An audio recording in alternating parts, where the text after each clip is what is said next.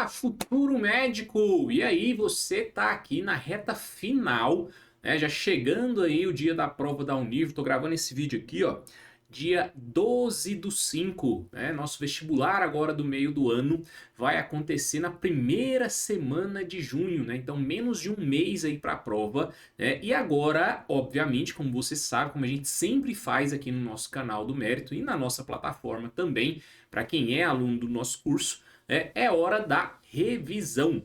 Então, essa revisão, especificamente essa revisão de hoje, vai estar disponível para vocês aqui no canal, certo? Você que está acompanhando nosso canal no YouTube, né? E para os alunos da nossa plataforma, certo? Então, para quem é aluno da nossa plataforma, né? Só caso você não saiba, né? Nós temos aqui um curso preparatório completo para a Univ, né? Tem um link aqui na descrição que você pode ter mais informações, né? Então, para quem é aluno da plataforma, nós temos um módulo aqui só com as revisões. Então, tem um módulo de história. Lá no módulo de história eu trabalhei todos os conteúdos recorrentes, tá? Beleza? Então ali tem tudo, né? Tem um módulo de história de Goiás, então tudo de história que você precisa tá ali nos módulos, né? E aí hoje, né, atendendo inclusive alguns pedidos de alunos aí, nós vamos para uma aula, né, de um assunto aqui que é Guerra Fria. Então, Guerra Fria não está lá no nosso módulo principal, por quê?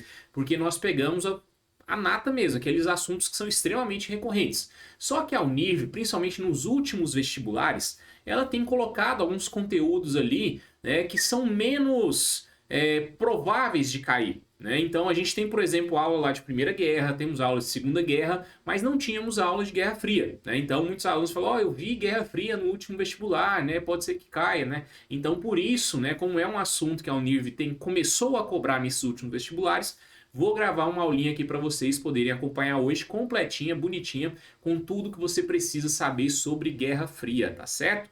Então, sem demora, vamos em frente. Então, para quem é aluno da plataforma, você já assistiu, né? Com certeza você já assistiu a aula de Primeira e Segunda Guerra Mundial, certo?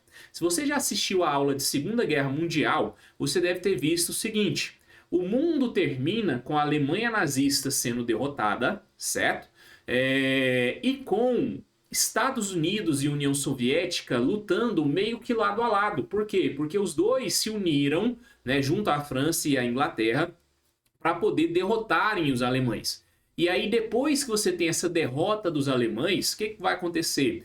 A gente entra numa ordem que a gente chama de ordem bipolar, né? Uma bipolarização mundial. Né? Você sabe que quando eu falo de bi, estou falando de dois. Né? Então, dois grandes polos econômicos.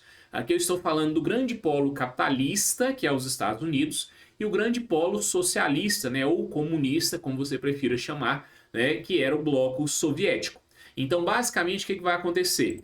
Lá em 1943, lembra que a Segunda Guerra ela termina em 45, né? Então, já em 43, né, a União Soviética, né, ela entrou na guerra, mas ela já deixou muito claro ali que ela tinha intenções de expandir o comunismo pelo mundo.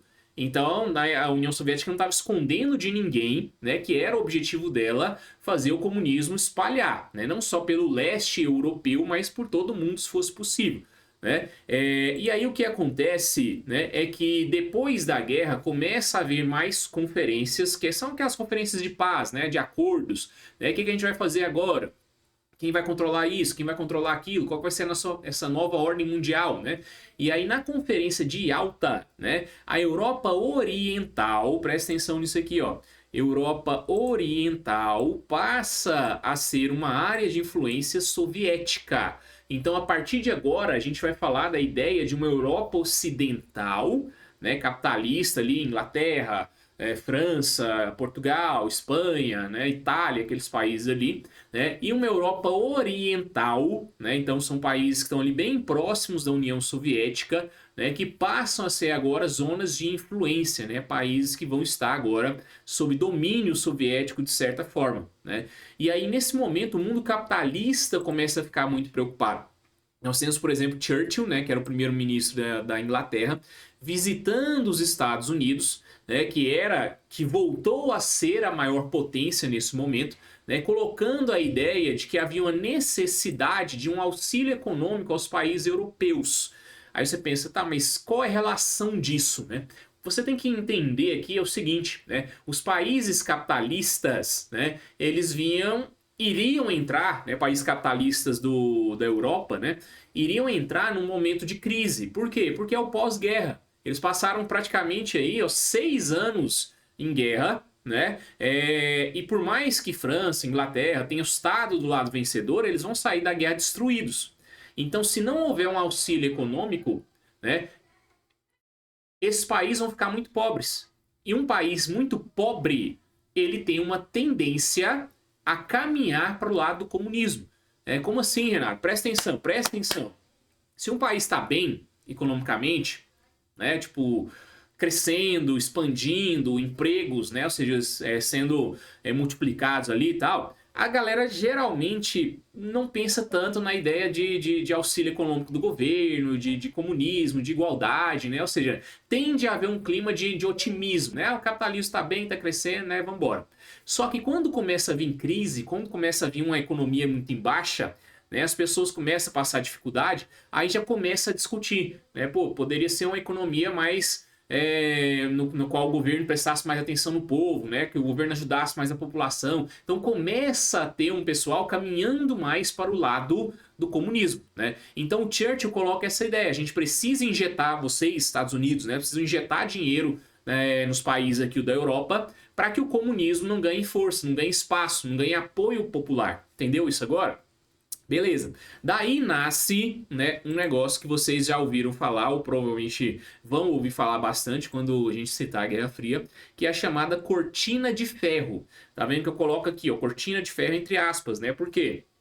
É uma analogia, né, uma metáfora, né, na qual os países capitalistas e socialistas meio que vão se separar ali na Europa, né, por meio de uma espécie de barreira, né? Ou seja, então deixa eu só apagar isso aqui para ficar mais fácil de vocês verem. Então dá uma sacada aqui nesse mapa, ó. Estão vendo aqui, ó? Então isso daqui, ó, né, seria a ideia da cortina de ferro. Então tá vendo aí os países que estão de vermelho, né? Não sei se é vermelho, rosa, sei lá que cor é essa aqui, né? Mas enfim, vocês estão vendo esses países aqui, né? União Soviética, Polônia, Tchecoslováquia, uma parte da Alemanha, agora eu vou falar para vocês disso daí, né? Iugoslávia, Romênia, né? Então todos esses países aqui, ó, são países comunistas, certo?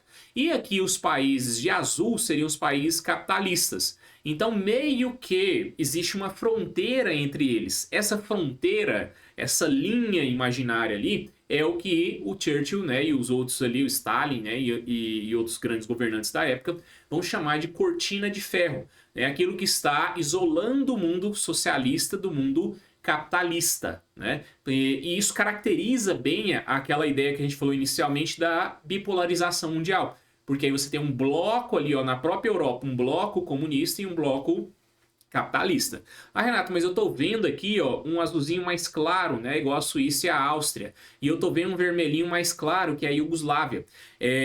Se é vermelhinho mais claro, é comunista também, né? Se é azulzinho mais claro, é capitalista também, né? Mas esses países são países que adotam a política de não alinhamento. Porque ao ser capitalista, eu poderia ser capitalista alinhado aos Estados Unidos, que é o que todos esses de azul escuro têm, né? Ao ser comunista, eu poderia ser comunista alinhado à União Soviética, que é o que esses vermelhinhos escuros também têm. Ou eu poderia falar assim, ó, eu sou comunista, mas eu não estou alinhado com a União Soviética, certo? Que é o caso da Iugoslávia, né? Eu sou meio que comunista, mas sou um comunista independente, não quero nada a ver com essa galerinha aí, né? A Suíça e a Áustria, a mesma história, né? Assim, ó, não estamos alinhados aos Estados Unidos, não. A gente é capitalista, sim, mas não temos esse alinhamento. Né, a Irlanda ali, então esses países aí que vocês estão vendo, certo? Compreenderam a ideia da cortina de ferro? Ok. Então eu posso dizer que eu quero que vocês prestem atenção nisso aqui agora. Ó. Aqui eu tenho um conceito de Guerra Fria. Ó. Porque saca esse nome, Guerra Fria. Frio te dá uma ideia de quê? De algo que não se movimenta muito, que não tem muitos embates, muitos combates, né? Vamos dizer assim. Então, quando eu digo Guerra Fria, né, se fosse para você colocar ali, ó, 2 linhas, o conceito, né? Constantes divergências entre Estados Unidos e União Soviética a partir de 1945. A essas disputas ideológicas dá-se o nome de Guerra Fria. Então a gente vai ver uma série de embatezinhos, de discordâncias, né, de situações entre Estados Unidos e União Soviética, que acontecem de 45 até praticamente 1989, né, com a queda do Muro de Berlim, né, e a gente chama esse período de Guerra Fria. Então não existe combate, presta atenção, não existe combate direto entre Estados Unidos e União Soviética durante esse período. Estados Unidos não vai soltar uma bomba na União Soviética, ou a União Soviética vai soltar uma bomba nos Estados Unidos nesse período. Vai ter combate, sim, vai ter guerra da Coreia, guerra do Vietnã, vai ter um monte de guerra, tá? Mas não existe um combate direto entre os dois. Entre os dois, a gente diz que havia uma guerra fria, ou seja, um combate ideológico. Um querendo mostrar superioridade em relação ao outro. Compreenderam isso?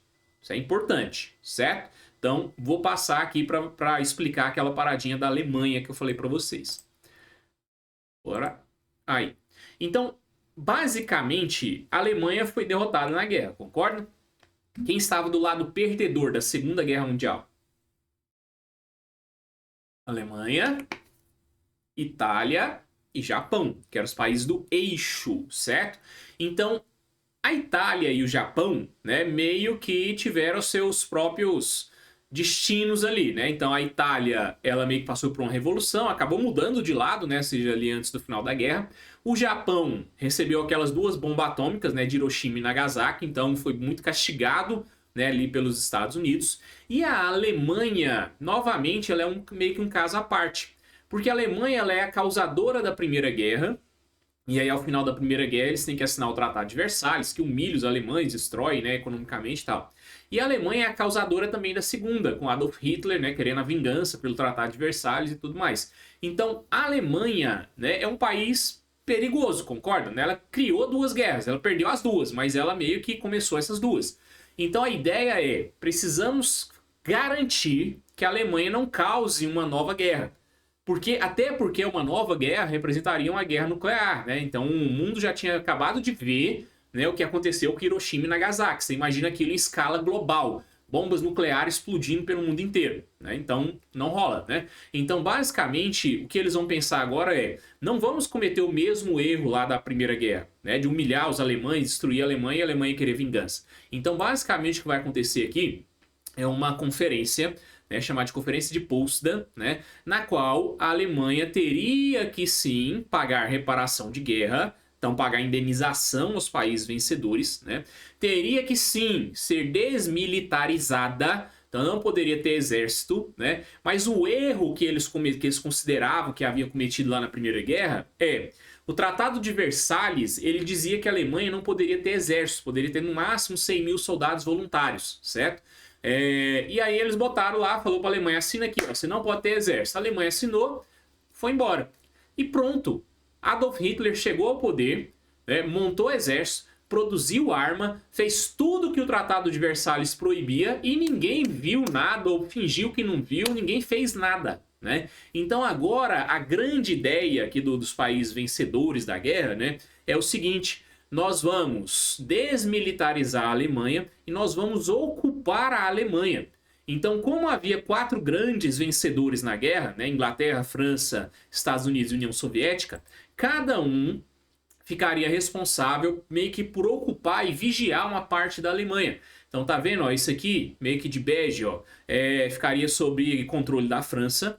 Esse de verdinho ficaria sob controle do Reino Unido, né, da Inglaterra. Esse de azulzinho sob controle dos Estados Unidos. E esse de vermelhinho sob controle da União Soviética. Então cada um dos 4 grandes, né, pegaria uma parte da Alemanha para poder ocupar, vigiar e não deixar que a Alemanha, né, gerasse uma nova guerra. Ok. Até aí, beleza, né? Ou seja, os 4 ocuparam, tranquilo. Só que aí ocorre um fenômeno. Estados Unidos é capitalista, França é capitalista, Inglaterra é capitalista. Então, de certa forma, isso aqui, ó, que eu estou circulando aqui para vocês, ó, isso aqui tudo passa a ser uma coisa só. Uma Alemanha sob controle de país de potências capitalistas. Isso daqui de vermelhinho, ó, já passa a ser uma Alemanha sob controle de um país comunista. Então, nesse momento, a Alemanha já começa a vivenciar o quê? A sua separação. né? Então, basicamente, né, vocês provavelmente já ouviram falar de duas Alemanhas, Alemanha Ocidental, Alemanha Oriental. Então, isso nasce nesse período, né? Então, basicamente, o que acontece, né, é que essa parte de vermelhinho vira um país à parte, chamado de Alemanha Oriental, certo? E essa outra parte, né, que eu mostrei aqui para vocês, essa outra parte ela passa a ser Alemanha Ocidental, né? Literalmente dois países, duas Alemanhas, né? Quando galera que gosta de futebol aí, quando você ouve falar em Copa do Mundo de 1900 sei lá, 50 e poucos, né? Ou seja, 1960, década de 70, né? A gente sempre falava em duas Alemanhas. A Alemanha mandava duas seleções para a Copa do Mundo. Por quê? Porque ela era dois países. Olimpíadas, a mesma coisa. A Alemanha mandava seus atletas, a Alemanha Oriental mandava seus atletas, a Alemanha Ocidental mandava seus atletas, cada um ganhava suas medalhas. Foi literalmente dois países, certo? E aí um detalhe para vocês, ó. Tá vendo aqui, ó? Deixa eu pegar a canetinha aqui rapidinho.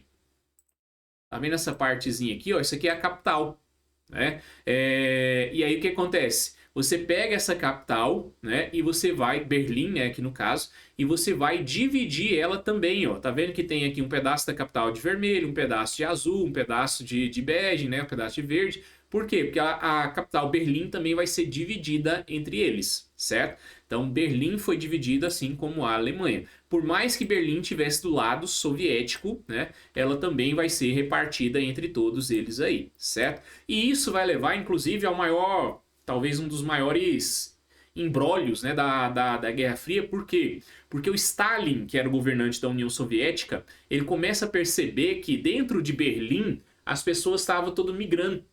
A galera estava saindo do lado socialista, né, ou seja, do lado soviético, e indo para o lado capitalista, né, porque por mais liberdade, por mais oportunidades, até porque, gente, né, você pensa assim, nossa, então o comunismo é horrível, né, e o capitalismo é ótimo, porque as pessoas estavam migrando e tal.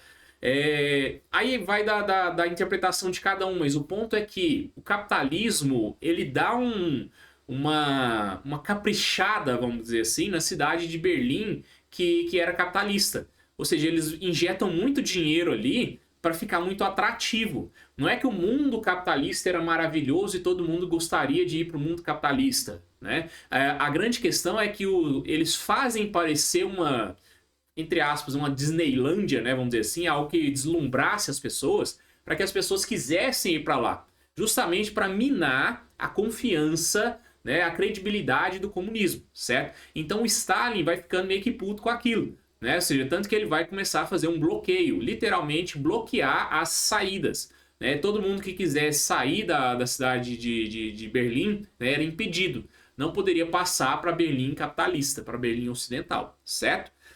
E aí, como eu disse para vocês, a Alemanha então ficou dividida, a Alemanha Ocidental, chamada de República Federal da Alemanha, e a Alemanha Oriental, República Democrática Alemã. Eu choro de rir, gente, com esses democrático aqui.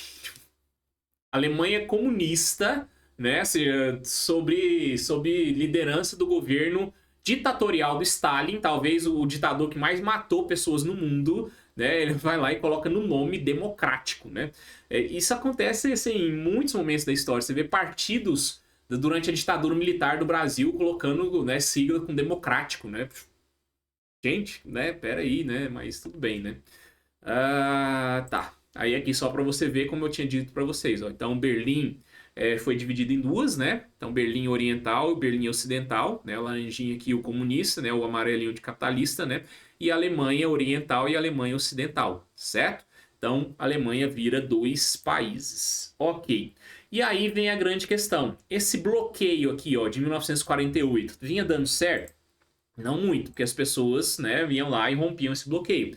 Isso leva o Stalin a construir um muro, literal, sabe, muro, sim, tijolo em cima de tijolo, formando um muro gigantesco ali. Então é isso que Stalin faz em 1961. Cansado de ver as pessoas, né, furando o bloqueio, fugindo para o lado capitalista, ele manda construir um muro, né? Tá vendo aqui, ó? Então um muro sendo construído, soldados ali, né, vigiando, e a ordem era meio que, tipo, matar mesmo. Ó, tentou passar pro lado de lá, é para matar. Então, é até o que reforça o que eu acabei de falar, né? Democrático não tem nada, né? Mas é basicamente a situação que vinha acontecendo ali na Alemanha, ok? E sobre os Estados Unidos? Lembra que é uma guerra ideológica? Se é uma guerra ideológica, o que a gente vai ter aqui, ó?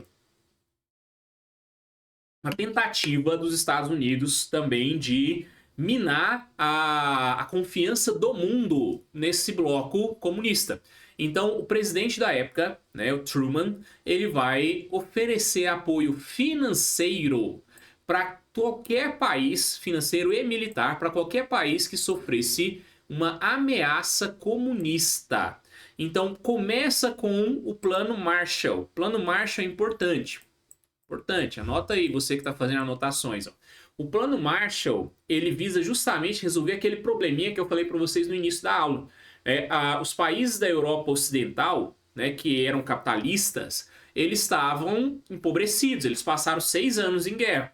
Então, se eles não se reconstruíssem, não voltassem a funcionar economicamente, né, eles iam mergulhar numa crise e aí eles ficariam presas fáceis para o comunismo soviético. Né? Então, isso leva os Estados Unidos a injetar dinheiro nos países capitalistas. Então tá aqui, ó, auxílio financeiro aos países europeus que se comprometesse com o modelo capitalista. Então chega, sei lá, chega lá, Portugal. Portugal, tá tudo bem aí, tudo tranquilo. Vamos continuar no capitalismo?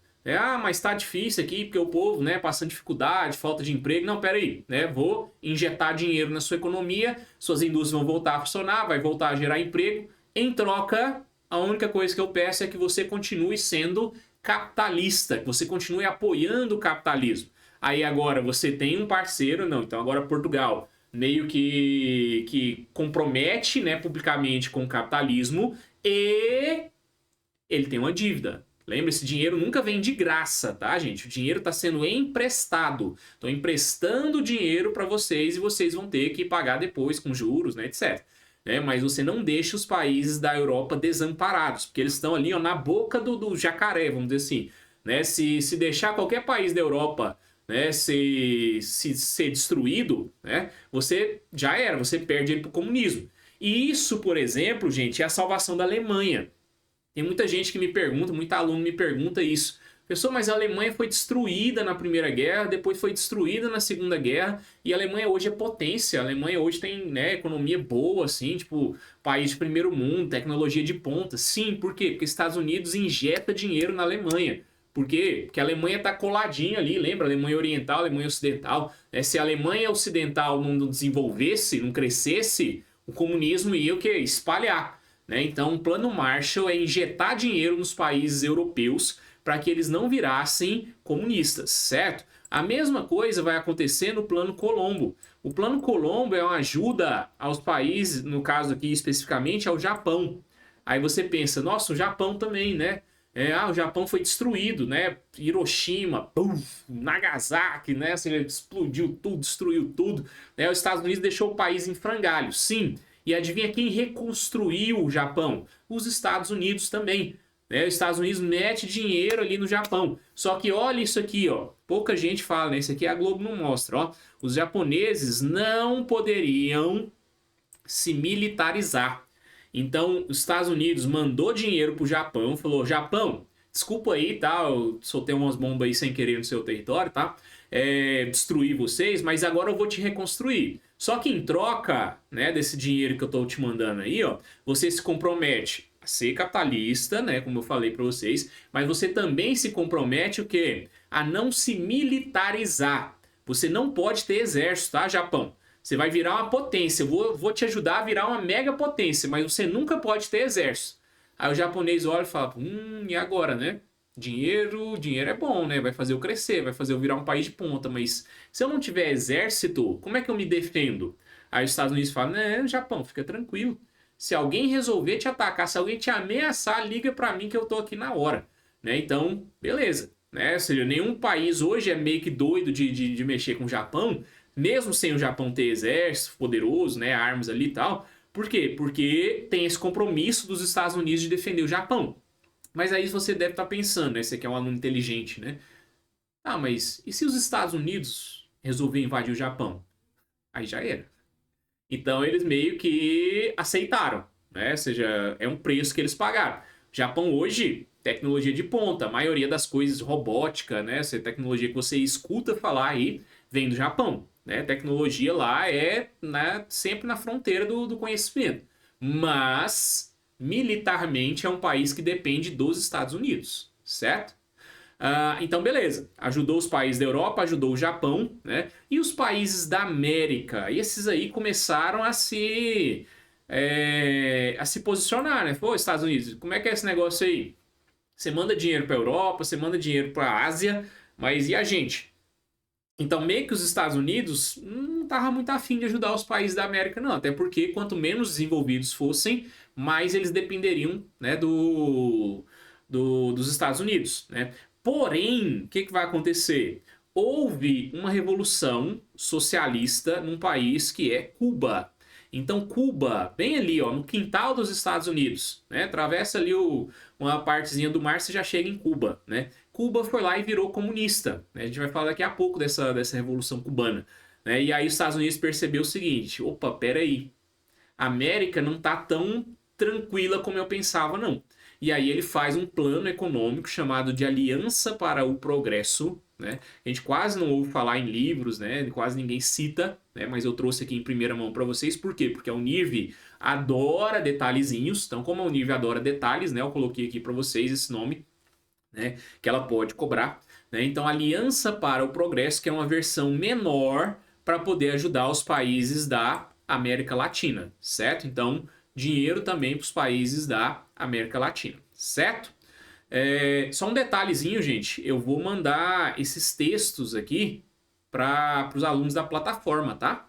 Então, vou pedir para o Luiz colocar lá para vocês, embaixo da aula, né? Provavelmente já você está acessando aqui pelo YouTube e você não tem acesso ao texto, mas se você está acessando, se você é aluno, né, e está acessando pela plataforma, é só entrar debaixo da aula, né, que você vai ter acesso ao PDF com tudo que está aqui e mais um pouco, né, com um texto completão, né, ou seja, para você poder fazer as suas anotações aí também, beleza? Foi mal não ter falado no início aí, mas agora que eu lembrei, ok? Vamos lá.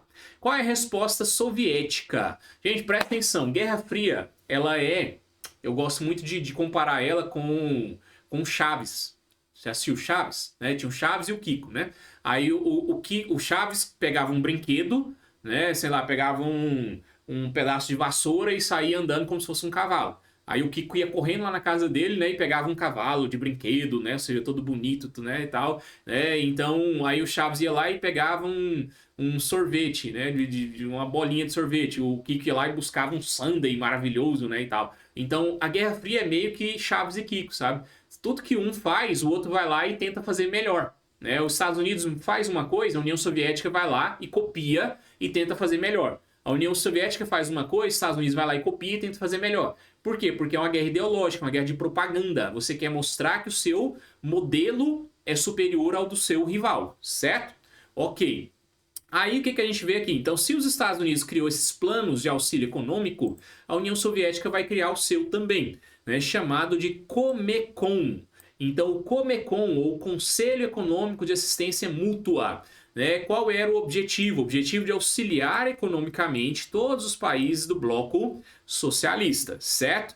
Então, todo mundo que quisesse virar socialista também teria um aporte financeiro, né, uma ajuda financeira por parte dos soviéticos, ok? Outra coisa vai rolar também com os blocos militares, né? Então você tem primeiro os países capitalistas, olha aqui, ó, 1949, os países capitalistas criam a OTAN. Qual que é essa sacada aqui? E a OTAN existe até hoje, né? Qual que é essa sacada, gente? Você está num momento de guerra, que a guerra ela é quase que iminente ali, ela pode acontecer a qualquer momento, certo? Não chegou a acontecer, a Guerra Fria mesmo, né? Não chegou a estourar ali entre Estados Unidos e União Soviética. Mas era uma guerra que poderia acontecer. Se ela pode acontecer a qualquer momento, você não é idiota, você já vai se preparar. Então você vai buscar seus aliados. Então a OTAN, chamada de Organização do Tratado Atlântico Norte, né, era uma organização entre os países capitalistas, né, de ajuda mútua. Se um deles fosse atacado, o outro entraria. Né? Então, mais ou menos aquela ideia dos blocos, né, de tríplice aliança, tríplice entente, aliados, eixo, que a gente já viu nas aulas de Primeira e Segunda Guerra Mundial. Então, a partir do momento que os Estados Unidos cria a OTAN, a União Soviética, lembra do Chaves e do Kiko, né? Ou seja, a União Soviética vai lá e cria o seu também. Cria o Pacto de Varsóvia, né? Então, só para você gravar os nomezinhos aí, OTAN dos países capitalistas, né? E Pacto de Varsóvia dos países socialistas, certo? Se um atacasse, sei lá, Inglaterra atacou, né, algum país ali que era do bloco comunista, né? Ou seja, todos os outros iriam entrar ali para poder ajudar, ok? Outra coisa que é muito comum a gente ouvir durante a Guerra Fria é um negócio chamado de corrida armamentista. Então, basicamente, qual que é a sacada aqui, ó? Você precisa produzir armas por dois motivos. Motivo número um, se alguém te atacar, você está pronto, né? Motivo número dois, você precisa mostrar força não só ao seu inimigo, mas aos seus aliados.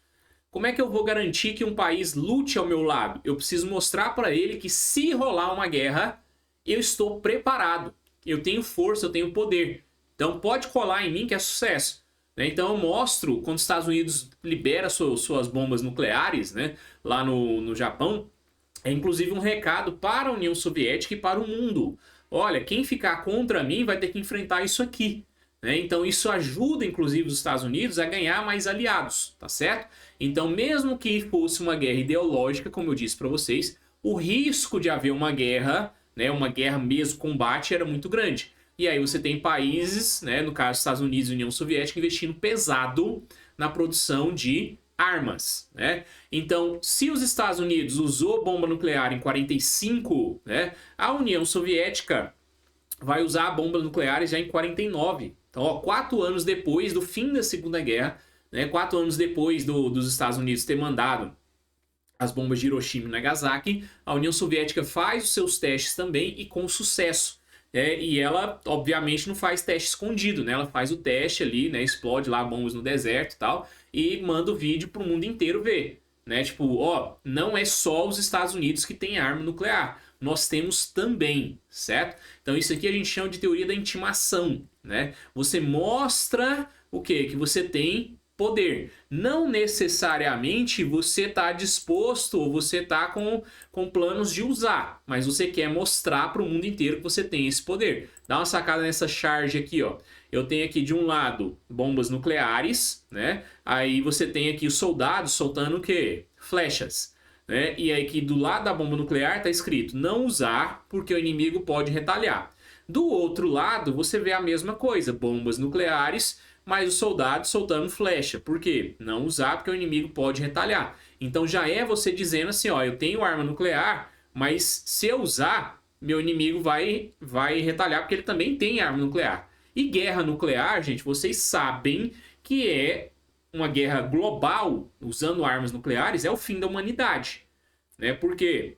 Porque a quantidade de armas nucleares que esses países têm explodindo, né, em vários locais do mundo, tudo ao mesmo tempo, poderia trazer alterações climáticas, né, que tornaria o planeta Terra inabitável para seres humanos, né? Radiação, né, muito calor, né, iria alterar ali, ia mexer na atmosfera terrestre de modo que nós, né, não conseguiríamos mais sobreviver, tá certo?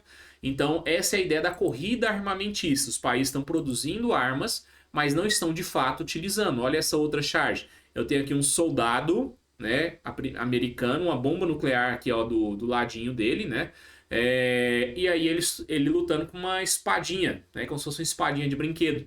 E o soldado soviético, todo armado aqui, né, todo cheio de armas também, e lutando ali com a espadinha. E aí você vê aqui que eles estão na cidade de Berlim, né? Então mostrando essa, como é que fala? Essa situação, né, na qual os países estão envolvidos ali dentro da chamada Guerra Fria, ok? Outra paradinha que a gente tem que falar aqui também é da corrida espacial, né? Lembra que é uma guerra ideológica, então eu preciso mostrar superioridade. E o mundo inteiro, ele meio que já estava dividido, né? Então você pegava ali o mapa, né, do mapa mundi, né? Você já botava ali, ó, isso aqui é vermelho, isso aqui é azul, vermelho, azul, vermelho, azul. O mundo estava dividido. Ou era capitalista ou era socialista. Ponto, né? Não tinha mais o que conquistar, né? Você ficava ali tentando, né? Ou seja, forçar um país que era capitalista virar comunista, outro que era comunista virar capitalista, né? Mas o mundo meio que já estava dividido. E aí, para mostrar superioridade, os países começam a olhar para onde? Para fora do mundo, para o espaço, né? Porque é mais uma forma de eu mostrar que o meu modelo é superior ao do meu inimigo, né? Então, o que acontece? Os países, no caso a União Soviética e Estados Unidos, começam a disputar o Estado, o espaço. E a União Soviética vai sair na frente nessa briga aqui. Só que aí eu vou entrar num outro detalhe aqui, ó. Por que a União Soviética saiu na frente? A culpa disso, de certa forma, é de Adolf Hitler. Hitler? Mas Hitler já morreu, Renato. A gente falou de Hitler lá na Segunda Guerra. Você está falando de Hitler agora, né? Sim, por quê? Porque o primeiro a pensar em construir foguetes e ir para o espaço não foi Elon Musk, não foi Estados Unidos, não foi União Soviética, foi Adolf Hitler. Então, os nazistas, né, num determinado momento, começaram a desenvolver tecnologia para poder chegar ao espaço. Né? Você imagina, os nazistas já estavam olhando assim, ó, vai dominar o mundo inteiro. Depois que dominar o mundo inteiro, vai dominar o espaço, né? Ou seja, eu queria dominar o universo. Né? Hitler não pensava pequeno, não, né? O cara que pensava era grande mesmo. E aí, o que acontece? Os nazistas já tinham começado a fazer projetos, né, de construção de foguetes. E aí, quando os nazistas são derrotados, Hitler comete suicídio, né, e tal, o que vai acontecer? Basicamente, né, os soviéticos vão fazer o que eles chamam lá de marcha para Berlim. Não só os soviéticos, né, mas os americanos também, estava todo mundo meio que indo em direção para a Alemanha. E aí o que acaba acontecendo? Né? Os soviéticos chegam lá primeiro. E ao chegar lá primeiro, o que os soviéticos vão fazer? Eles vão botar a mão nos projetos, nos protótipos de armas, em tudo que os nazistas tinham criado. E aí eles passam a mão naquilo e levam o quê? Lá para a União Soviética. E entre esses projetos estava o projeto de foguete. Então eles pegam os projetos nazistas e vão adequar, né? Ou seja, vão colocar mais tecnologia, vão colocar mais pesquisa e vão fazer, né, um foguete que vai lançar, né, o primeiro satélite artificial, né, para o espaço, né, o Sputnik I, né? Depois, também em 57, né, eles vão mandar o primeiro ser vivo ao espaço. Isso que tudo, os Estados Unidos estava lá atrás, os Estados Unidos ainda estava com um protótipo, né, enquanto a União Soviética já mandou um satélite, depois mandou uma cadelinha, né, que é a cadela Laika, para o espaço. Diga-se de passagem, ela não volta viva, tá? Né? Mas isso aí também os soviéticos meio que dão uma passada de pano, né? Mas não deu certo. E até por isso que eles estão mandando, né? Mandaram uma cachorrinha, né? Por quê? Porque eles não tinham certeza que se eles mandassem um ser humano, esse ser humano poderia voltar vivo. Né? E se você mandasse o ser humano perdesse a vida ali durante a viagem, né? Ia ser uma propaganda negativa muito forte. Né? Então, até por isso que eles mandaram a cadelinha Laika, né, meio como cobaia, né, primeiro. Aí, em 58, Estados Unidos consegue, né, meio que alcançar ali, mandar o seu primeiro satélite. Né? Em 58 também, Estados Unidos cria a NASA. Né? E em abril de 61, a União Soviética meio que assim, joga um balde de água fria na cabeça dos Estados Unidos, mandando o primeiro ser humano ao espaço. Né? Então, os astronautas Yuri Gagarin e German Titov, né, são os primeiros seres humanos a ir para o espaço. Então, meio que nesse momento aqui, a União Soviética, né, ou seja, deu um banho nos Estados Unidos, falou, ó, estamos muito, muito na frente de vocês, certo?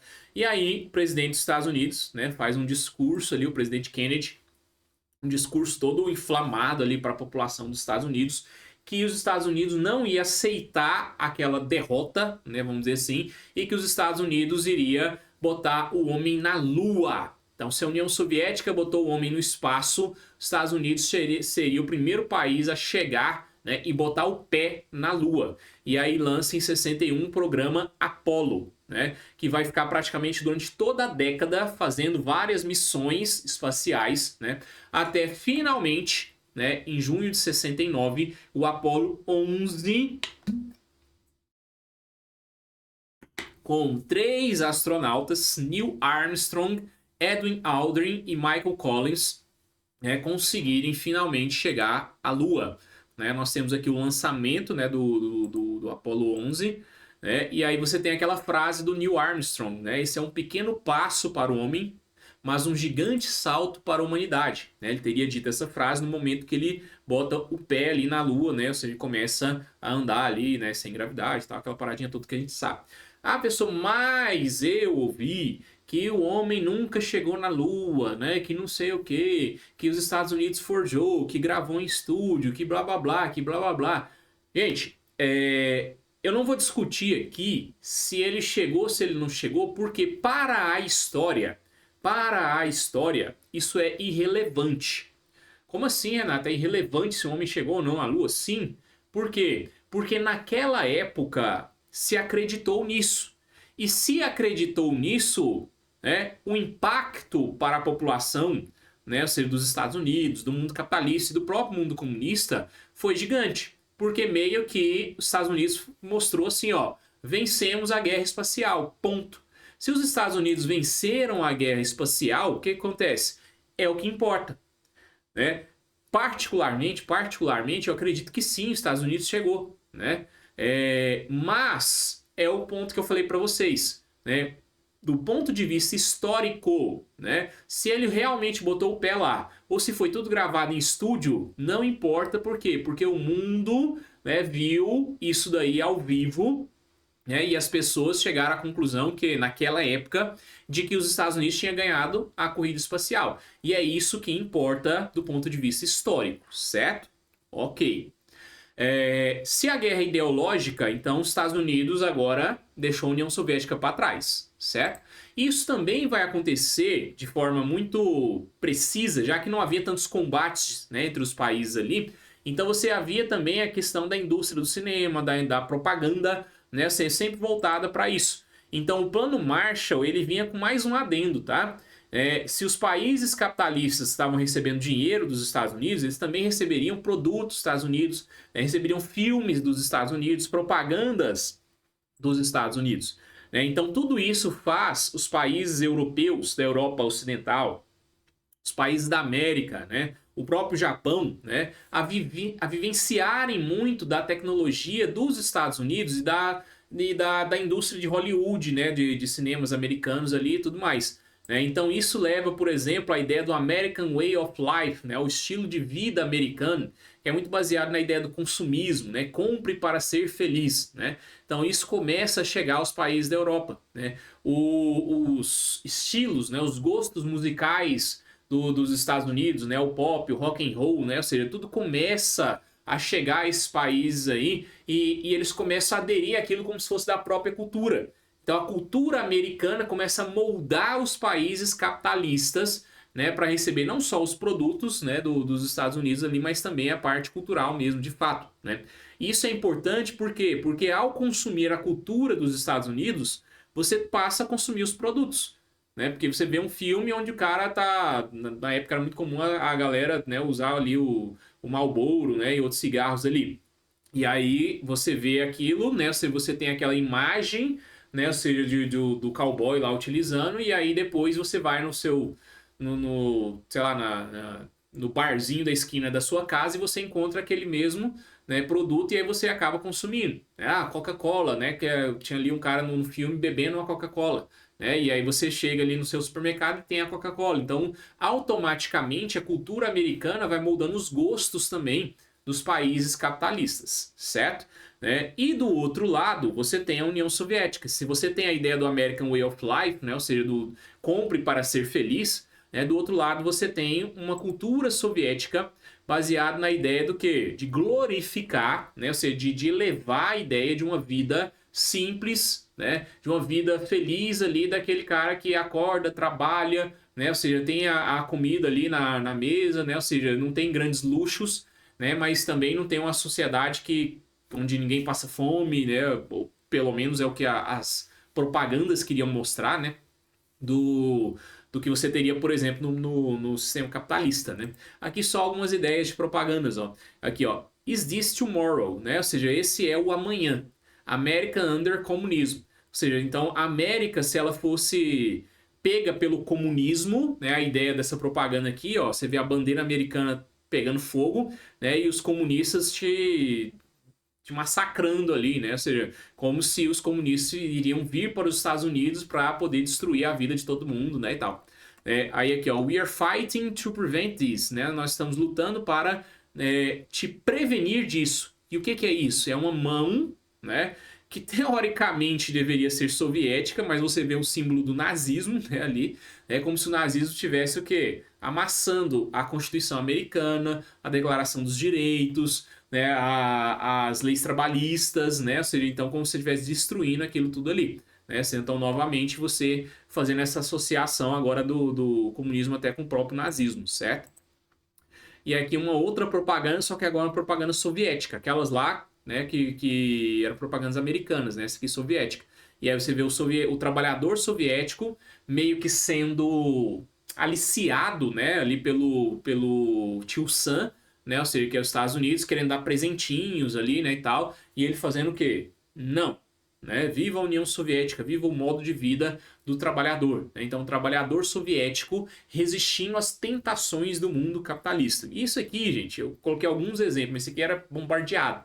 O soviético era bombardeado de propagandas contra o capitalismo, né, e glorificando o modo de vida socialista, né? E os americanos, né, e o mundo capitalista todo, né, ou seja, meio que na mesma pegada ali, mas contra o capitalismo, certo? Vamos lá. Outra coisa que era comum também, né, era a espionagem. Porque se eu quero copiar o meu inimigo, né, então eu vou ter um serviço de espionagem forte ali também. Então você tinha de ambos os lados. A ideia de você ter espiões dentro do seu país. Por exemplo, dentro dos Estados Unidos tinha espiões que ficavam vendo se eles não encontravam, né, alguns comunistas ali para poder prender, né, ou seja, para poder torturar ali e tudo mais, né? E dentro da União Soviética a mesma coisa, espiões ali dentro procurando se alguém tinha inclinações ao capitalismo, né? E também o que você vê aqui são espiões contrários, né? Então a União Soviética mandando espiões para onde? Para os Estados Unidos mandando espiões para a União Soviética, certo? E isso acontece, né, de forma real, né, e também nos próprios filmes, né? Lembra que eu falei para vocês? Então 007 é justamente isso, né? Então Moscou contra 007. Você cria a ideia de um inimigo é, é, fictício, né? Ou seja, para meio que controlar a cabeça dessa população, né, e jogar eles contra o comunismo. Então, quando você cria um filme, por exemplo, como o James Bond lá, o 007, né, você está mostrando que, olha, nosso inimigo é a União Soviética e a União Soviética deve ser destruída.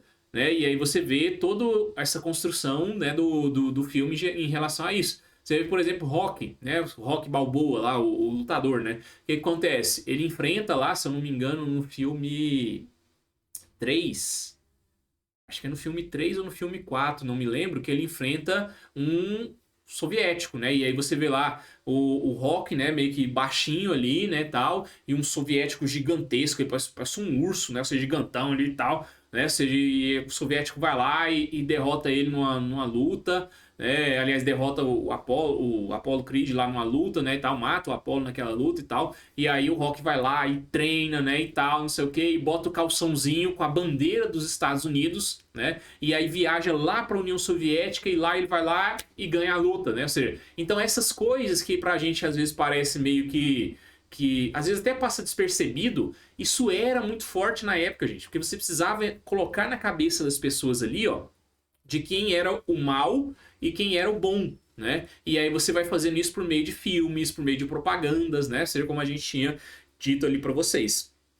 Então, no sistema de espionagem, né, você tem os Estados Unidos criando a CIA. Então, a CIA, que você já deve ter visto em vários filmes aí, foi criado na Guerra Fria, né, para poder vigiar mesmo ali de fato a população e tentar obter informações dos soviéticos, né? E os soviéticos criando o equivalente à CIA, que seria a KGB, né, Comitê de Segurança do Estado, né? Então cada um ficava perseguindo os opositores dentro do seu país, né, e ao mesmo tempo tentando colher informações do seu inimigo, certo?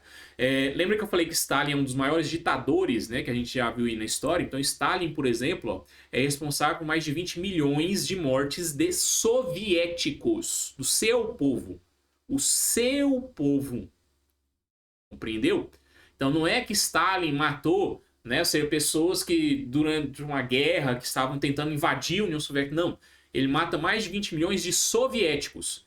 Por quê? Porque eram considerados antirrevolucionários, anticomunistas, anti-governo, né? Ou seja, então todo mundo que ele considerava contra o governo dele era mandado para campos de concentração, né, geralmente ali na Sibéria, né, o local mais frio, né, mais gelado ali da União Soviética, né, e ali eles eram colocados em trabalho forçado e acabavam morrendo. 20 milhões é muita gente. Né? Porque a gente fala muito de Adolf Hitler, né? Nossa, Hitler foi responsável pela morte de 6 milhões de judeus durante a guerra. Né?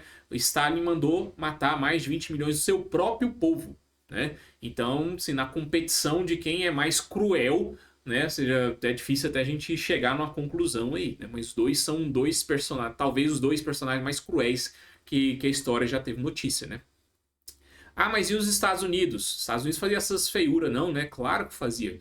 É um país democrático, né? Diferente da União Soviética. Então você não vê muito ali a ideia dos Estados Unidos mandando matar a sua população, mas tinha também a ideia de prender esses que eram contra, né? Então você tem o senador Joseph McCarthy, né? Num movimento chamado de macartismo ou caça às bruxas, né? No qual quem era acusado, né, de ser a favor dos comunistas, né, dos soviéticos, também acabavam sendo presos ali, tá certo?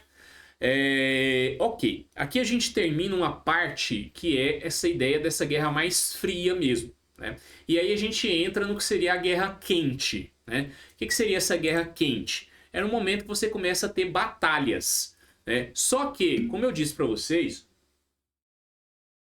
as batalhas não são diretamente entre Estados Unidos e União Soviética. Por isso que é chamado entre os dois de Guerra Fria. Mas eu tenho, por exemplo, a Guerra da Coreia, a Guerra do Vietnã, a Revolução Cubana, a Revolução Chinesa, né? E outros conflitos aí, onde vai ter realmente batalha, gente morrendo ali, né? Ou seja, tudo mais, durante a Guerra Fria e por causa da Guerra Fria. Certo? Então a Guerra da Coreia, por exemplo, ela vai de 50 a 53. E aí o que acontece? Vamos pensar aqui, o que era a Coreia então? A Coreia era um país que tinha sido anexada pelo Japão antes da Segunda Guerra, né? E que foi libertada, né, nesse momento. Porque o Japão foi derrotado. E aí quando o Japão foi derrotado, o que acontece? Os Estados Unidos já chegam lá como os libertadores da Coreia. Vem aí, galera, estamos libertando vocês do controle do Japão, né, tal. O que vocês acham de ficar do nosso lado, virar capitalista? Aí a União Soviética já chega, opa, que palhaçada é essa? Pera aí, ó, eu também vou ajudar vocês e tal. Vocês não vão mais ser controlados pelo Japão, mas vão virar socialistas. Então, meio que a Guerra Fria começou ali, né? A influência dos dois ali sobre a Coreia. De modo que uma parte da Coreia fica do lado dos Estados Unidos e uma parte da Coreia fica do lado da União Soviética.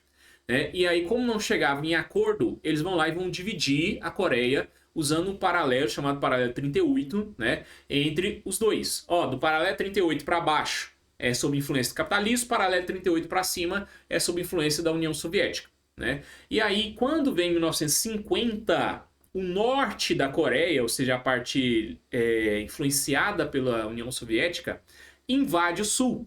Quando isso acontece, a ONU, lembra que a ONU foi criada lá no final da Segunda Guerra, quem assistiu no nosso módulo de história, essa aula eu falei para vocês, a ONU vai lá, interfere no conflito, claramente a favor de quem? Dos Estados Unidos. Mas Renato, por que você está falando claramente como se fosse um absurdo? Porque a ONU é um organismo internacional que deveria evitar o quê? Conflitos. Então, sempre que houvesse conflito, ela deveria intervir ali para que aquilo não se espalhasse, virasse uma guerra mundial. Só que a ONU, né, ela só interfere quando ela percebe que os Estados Unidos está perdendo. Né, e interfere de modo a ajudar os Estados Unidos a ganhar a guerra. Então, por isso, né, eu sei que isso acaba sendo considerado meio que um absurdo ali. Né? Aí nós temos a paz de Panmunjom, né, na qual a guerra termina sem vencedor. Né? A guerra da Coreia, ela não tem um vencedor, não é o norte que ganha nem o sul que ganha. Porque, na verdade, eles voltam ali para o paralelo para fazer a divisão da Coreia em duas. Olha isso aqui, ó. Então, a primeira divisão foi essa aqui, ó. Cortou aqui no meio, né? Então, o lado verde capitalista e o lado vermelho comunista. Aí veio aquela invasão que eu falei para vocês. Olha o vermelhinho aqui, ó, como é que ele vem avançando, avançando, fica só um pedacinho verde. Aí aqui a ONU interferiu. Quando a ONU interferiu, ela começou a ajudar o capitalismo a empurrar para lá. E aí foi ficando tudo o quê? verde, verde, verde, tudo sob controle capitalista. Só um pedacinho aqui, né, ou seja, pro lado de quem?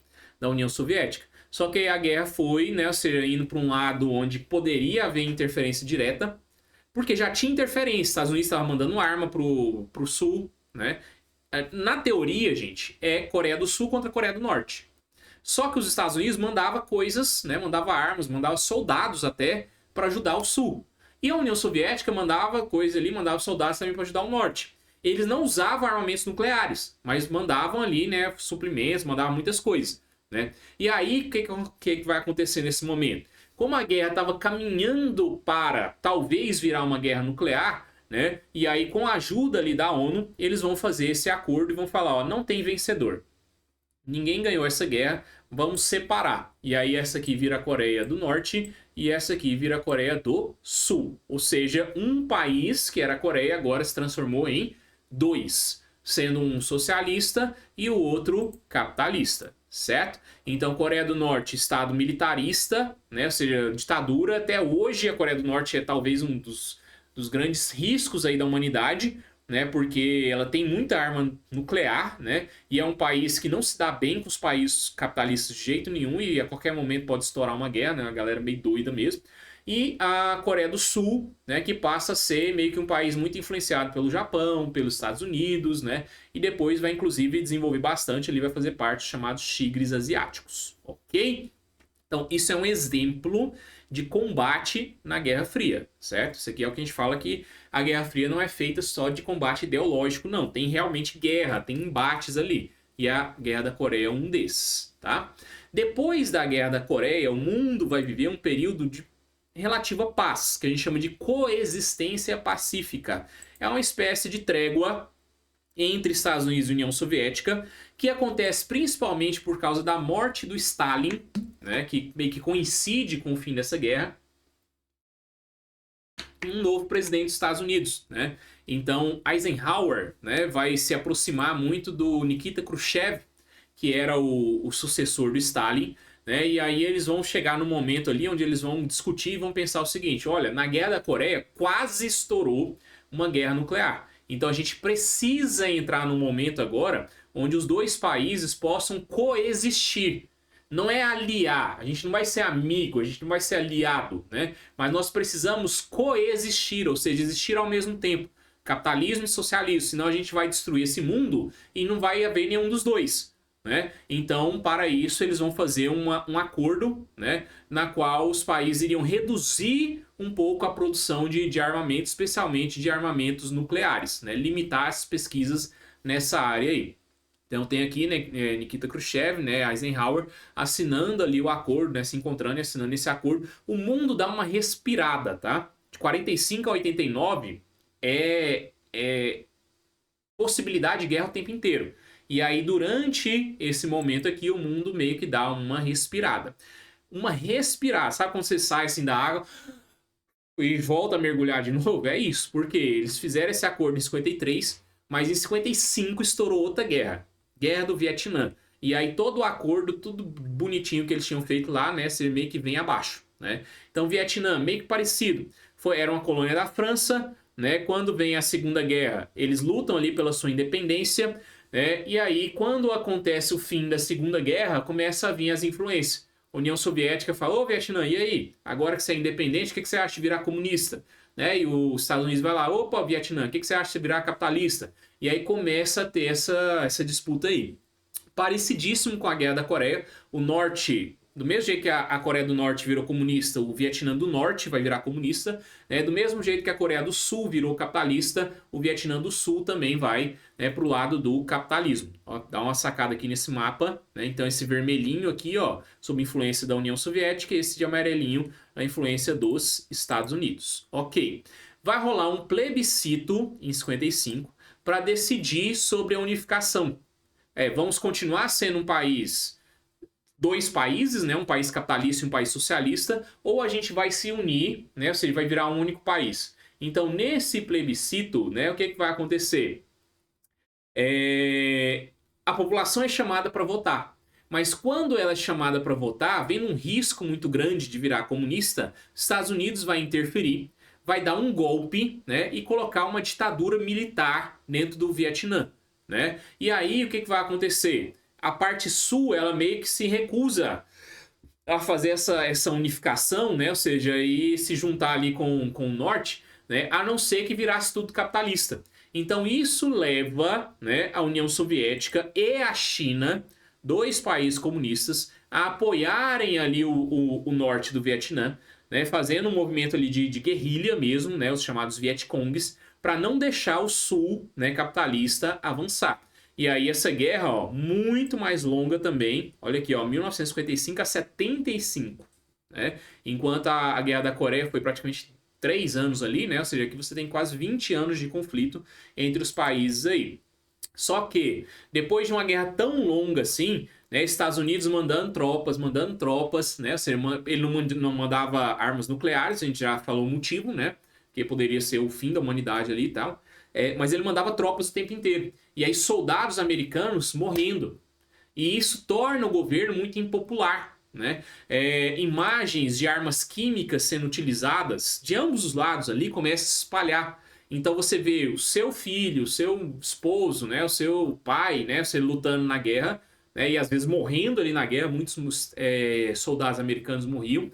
Você vê imagens como essa aqui, ó, né, de crianças ali sendo atacadas, né, por essas fumaças aí dessas armas químicas aí, né, e tal. Então isso tudo começa a fazer a guerra do Vietnã se tornar muito impopular entre a sua população. Então, nos Estados Unidos, você tem ali movimentos, né? O movimento hippie ganha muita força na época, né, e tal. Então, você tem vários movimentos ali, né, pedindo o fim da guerra. Então, você tem aí, ó, galera fazendo manifestações, né? End the war in Vietnam, né? Acabe com a guerra do Vietnã agora, né? Vietnã, os veteranos do Vietnã contra a guerra. Então, o povo, você vê aqui esse cidadão aqui, né? Ou seja, os soldados ali apontando armas, ele colocando flor ali nas armas. Então o povo americano começa a ficar muito desgastado e pedir o fim da guerra. Então o governo meio que mantinha ainda o país na guerra, porque perder essa guerra representaria perder um país ali, e para o mundo, né, você poderia ter um impacto de dizer que a União Soviética venceu, né? Você fala assim, ah, mas e não tinha pressão lá na União Soviética? A União Soviética é ditadura, né, gente? Então, se alguém pressionasse o governo, queremos o fim da guerra do Vietnã, o Stalin ia lá e falou, opa, manda esse cidadão ali para a Sibéria. Né? Então, lá não tinha muito o que fazer. Né? Então, não tinha essa imprensa, né? Ou seja, o que os Estados Unidos acaba pagando aqui, de certa forma, é pela sua liberdade, né, de expressão, né, de imprensa e tudo mais. Então, isso vai fazendo a guerra ficar cada vez mais custosa, né, e penosa para o governo americano, até que, né, os Estados Unidos manda retirar suas tropas. Então, a pressão do povo ficou tão forte que os Estados Unidos pede, né, ou seja, o fim da guerra. Então, tipo, pede o fim da guerra assim, ele tira os seus soldados. Quando ele tira seus soldados, ele ainda manda armas, manda algumas coisas e tal, mas aí não tinha mais condição, né? Porque o Sul só estava resistindo graças aos soldados dos Estados Unidos. E aí, quando ele faz isso, né, o que acontece? O Norte toma todo o território e o Vietnã vira todo um país comunista. Então a diferença da Guerra da Coreia para a Guerra do Vietnã é que a Guerra da Coreia ela foi mais curta e ela não teve um vencedor. O Norte virou comunista, o Sul virou capitalista. Nesse caso aqui, ó, né, o que aconteceu? O Vietnã ele vai acabar sendo todo unificado pelo lado comunista, certo? Ok. Outra coisa que a gente vai falar aqui, né, é sobre Revolução Cubana. Então a Revolução Cubana, né, ela é um caso bem emblemático, né, da Guerra Fria. Por quê? Porque Cuba sempre foi meio que controlada pelos Estados Unidos. Desde que Cuba se tornou livre da Espanha, Cuba era uma colônia espanhola, né, ali na América Central, né, ela se tornou livre da Espanha com a ajuda dos Estados Unidos, e aí ela vai ficar sob influência dos Estados Unidos. Né? Então o que acontece é que em 53 um grupo de revolucionários, né, liderados pelo Fidel Castro, né, e pelo Che Guevara, né, que a gente vai falar daqui a pouco também, eles vão tentar libertar Cuba do seu ditador. O ditador era um cara chamado Fulgêncio Batista, que estava ali com o apoio dos Estados Unidos. Ele chegou no poder com o apoio dos Estados Unidos e ele representava os interesses dos Estados Unidos. Então, tipo assim, o Fulgêncio Batista estava lá como se fosse um governante cubano, né? Mas recebendo propina, né? Recebendo dinheiro aí dos Estados Unidos para fazer Cuba ser o quintal dos Estados Unidos, literalmente. Cuba fazia o quê? Produzia açúcar, né, para exportação e era lotada de cassinos, né? Cassinos americanos. Então, tudo que os Estados Unidos não queria fazer no seu território, né? Jogos, né? Uso de substâncias ali, né, e tal, eles faziam em Cuba. Então ia para Cuba meio que para fazer a zona, né, para fazer a bagunça, né? E aí o povo cubano, né, com o apoio desse revolucionário Fidel Castro, tentaram derrubar, né, o Fulgêncio Batista. Num primeiro momento não deu certo. E aí o Fidel se junta com o Che Guevara, que era um grande revolucionário também, né, participou de várias revoluções dentro da América Latina, né? E aí eles vão fazer um novo ataque. Nesse novo ataque, né, aqui você vê o Fidel Castro, né, e aqui o Che Guevara aí com a aqui sentadinho, né, do lado do Fidel, né, e aí você vê esses dois, né, ou seja, organizando uma revolução em 59 e chegando ao poder. Quando eles fazem isso, isso é uma afronta direta a quem? Ao poder dos Estados Unidos. Né? Por quê? Porque eles tiraram o Fulgêncio Batista e eles mostraram que os Estados Unidos não mandariam mais em Cuba. Até então, meio que tá beleza, né? Ou seja, tá, derrubaram a ditadura, né? Estados Unidos tentou revidar ali, não deu muito certo, mas ok. Só que aí o que vem pela frente que é o mais problemático, né? Porque o Fidel Castro, ele assume o poder, né? O Che depois vai até deixar o Fidel lá e vai tentar mexer com outras revoluções, né? Onde ele vai acabar morrendo. Mas o Fidel Castro assume o poder, né? Implanta uma espécie de ditadura, faz um programa, né, de reformas, né, reforma agrária, reforma educacional, né, nacionalização de empresas, né, você reformula toda a questão da saúde pública, né, então ele vai transformando Cuba meio que num país socialista, ou pelo menos, né, um país muito voltado para políticas sociais. Então, o que acontece? Né? Se você pegar ali, né, você tinha terras distribuídas entre a população, você tem um sistema educacional totalmente gratuito, né? Então, até hoje, tem gente que sai, né, do Brasil, de outros locais aí para fazer medicina lá em Cuba, o que eu particularmente não vou te indicar, né? Eu prefiro que você tente aqui no Brasil, né? Ou seja, pelas dificuldades que você vai ter depois para revalidar diploma, enfim, né? Tem vídeos no nosso canal explicando, né, do porquê que é mais interessante você fazer medicina no Brasil do que tentar no exterior, especialmente em Cuba, né? Mas ok, você tem uma educação de qualidade, qualquer um pode, né, frequentar a faculdade, virar médico, virar qualquer coisa que quiser, né? Então é um país que você tem essa possibilidade, né? Então tudo isso é criado no governo Fidel Castro, ok. Só que o problema, né, aqui a gente tem, né, o Fidel Castro ali anunciando suas reformas e tudo mais. O problema, pensando em Guerra Fria, é que essas coisas aí, né, estão sendo feitas e estão ameaçando, de certa forma, quem? Os Estados Unidos, né? E aí, o que vai acontecer? Cuba começa a se aproximar da União Soviética. Então, enquanto estava ali só nas reformas sociais, Estados Unidos estava meio que tentando destruir Cuba, mas meio sem empenhar tanto, né? E aí, quando vem essa paradinha, né, dos cubanos se aproximando da União Soviética, os Estados Unidos, aí ele vai pensar o quê? Agora a gente precisa destruir Cuba a qualquer custo, né? Por que que isso aconteceu? Porque num primeiro momento os Estados Unidos olham e falam, tá, vamos fazer um negócio aqui? Vamos fazer um embargo? Então, já que Cuba não vai seguir o nosso modelo, né, vamos embargar eles.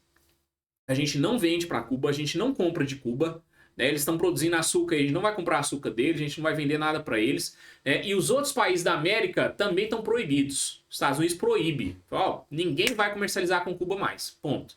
E aí, quando ele faz isso, o que acontece? A Cuba fica isolada, literalmente. E aí, Cuba tem que olhar para onde? Os comunistas. Então, os Estados Unidos, né, jogou Cuba no colo da União Soviética. Cuba não queria, não tinha esse interesse, né, em ir para o lado soviético. Mas aí, meio que os Estados Unidos forçou. E aí, o que acontece? A União Soviética fala, beleza, Cuba, eu compro seu açúcar, eu mando produtos, eu mando dinheiro, eu mando o que você quiser. Só que eu vou botar uns mísseis aí no seu território, certo? E esses mísseis estavam apontados para os Estados Unidos. Então Cuba tá ali, ó, na boca dos Estados Unidos, né? E com mísseis agora soviéticos. E os Estados Unidos descobre. Quando os Estados Unidos descobre, isso vem, né, causar um dos maiores problemas, né, chamado de crise dos mísseis, na qual, né, os Estados Unidos, né, ou seja, vão acabar tentando isolar os cubanos e tentando destruir mesmo os cubanos nesse momento aí. Né? E aí que surge aquele plano econômico que eu falei para vocês, né? Aliança para o Progresso. Porque os Estados Unidos percebem que Cuba não seria um exemplo único. Outros países da América poderiam ir para o lado comunista. E aí ele começa a ajudar economicamente, né? Mas além de ajudar economicamente, os Estados Unidos começa a pensar o seguinte: países da América precisam ter governos ditatoriais favoráveis ao capitalismo. Então a ditadura do Brasil, por exemplo, ela começou quando? Em 64, tá vendo? Bem aqui, ó, bem logo após esse episódio. A ditadura na Argentina, a ditadura no Chile, né? Essa ditadura em vários países da América começam apoiadas pelos Estados Unidos para não deixar o comunismo ganhar força, certo? Então vamos lá, crise dos mísseis então. Um avião americano, né, ou seja, vigiando Cuba, pega imagens dessa base militar, né, desses mísseis soviéticos que estavam ali, né, mísseis com ogivas nucleares, né, e aí ele exige a retirada. Ou retirava, né, esses armamentos nucleares, ou, né, Cuba seria atacada. E se Cuba fosse atacada, a União Soviética ia entrar. E se a União Soviética entrasse, ia rolar guerra nuclear. Só que aí nesse mesmo momento, o que a União Soviética fala? Pera aí, Estados Unidos, você está me criticando porque eu tenho mísseis em Cuba apontados para vocês. Mas vocês têm mísseis na Turquia apontados para onde? Para a União Soviética. Então, peraí, se você quer que eu retire os meus mísseis, você retira o seu. Então gera, de certa forma, o quê? Uma queda de braço. Tá vendo essa charge aqui, ó? Né, de um lado, né, como a gente falou ali, o presidente dos Estados Unidos, né, ou seja, do outro lado, o presidente soviético, né, meio que numa queda de braço em cima de armamentos nucleares, um exigindo que o outro retirasse. Olha o dedinho no botão aqui, ó. A qualquer momento eles poderiam detonar uma guerra nuclear. Então, de toda a Guerra Fria, talvez o momento de mais risco, né, de uma guerra nuclear foi durante a crise dos mísseis, tá certo? Mas acabou havendo um acordo. Estados Unidos tirou os mísseis da Turquia, União Soviética tirou os mísseis de Cuba, né? E o mundo deu mais uma respiradinha, né? Ou seja, antes de voltar para outros problemas ali também, certo? Caminhando agora para o final da nossa aula e para o final da Guerra Fria, né? Então, o mundo socialista não conseguiu acompanhar o mundo capitalista. Então, basicamente, tudo isso que eu acabei de explicar para vocês, corrida armamentista, União Soviética botando muito dinheiro para produzir armas nucleares, muita tecnologia, né, sendo aplicada nisso. Corrida espacial, União Soviética botando dinheiro aonde? Botando dinheiro em foguete, em satélite, em não sei o que, né? Ou seja, tudo isso faz com que o governo soviético vai gastando muito para sustentar a Guerra Fria, né? E deixando o povo meio que de lado. Então o povo soviético começava a passar fome. O povo nos países que eram apoiados pela União Soviética, como por exemplo Cuba, como por exemplo a Alemanha Oriental, começa a passar dificuldade, né? E isso leva, em 1989, à queda do Muro de Berlim, né? Então aqui uma imagem mostrando para vocês onde a população da Berlim Oriental derrubando, né, o muro, né, que separava as duas cidades ali de Berlim. Então meio que 1989 é considerado que o fim da Guerra Fria. Por mais que a União Soviética ainda não havia sido extinta. A União Soviética só vai ser extinta em 1991, tá bom? Mas em 89 é considerado o fim da Guerra Fria, quando tem a queda do Muro de Berlim, que era o grande símbolo, né, da separação dos dois países aí. Então tudo isso que eu falei para vocês, investimentos aí em armas, em foguete, né, e tudo mais, fez com que faltasse o básico para a população da União Soviética, e faltando o básico, né, o mundo capitalista meio que triunfa.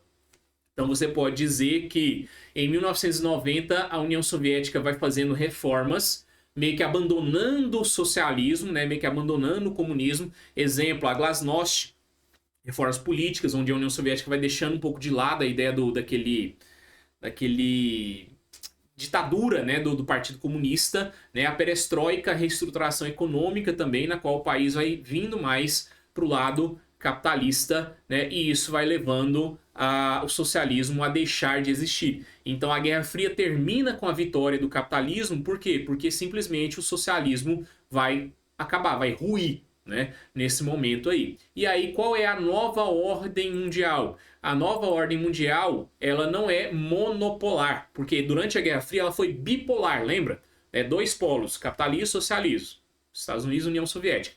Essa nova ordem, né, ela vai ser multipolar, porque agora você vai ter sim os Estados Unidos, mas você vai ter países da Europa, você vai ter o próprio Japão, né? Então vários países que vão crescer muito nesse momento e vão começar a disputar. Por mais que os Estados Unidos triunfa, né, e depois da Guerra Fria até hoje, Estados Unidos é a grande potência, você ainda vê outros grandes polos econômicos.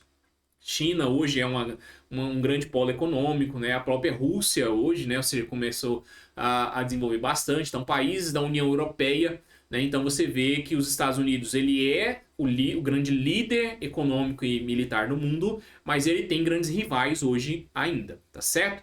Então, aqui a gente finaliza a ideia de Guerra Fria. Como eu disse para vocês, se você é aluno da nossa plataforma, né? Ou seja, do nosso curso aí, né? Se você não é aluno, vale a pena você dar uma olhadinha, porque o curso ele é completo, né? Você não só história, mas todas as matérias você tem lá, né? O link está aqui na descrição para você dar uma olhada. E se você é aluno da plataforma, é só entrar aqui embaixo da aula e baixar o PDF, que eu vou deixar para vocês tudo em detalhes sobre Guerra Fria, tá certo? Então, finalizamos aqui, né? É uma matéria importante, é uma matéria que pode cair no vestibular da Univ e por isso, né, não poderia deixar nossos alunos na mão, tá certo? Por hoje é isso, nos vemos na próxima e se a gente não se vê até lá, boa prova!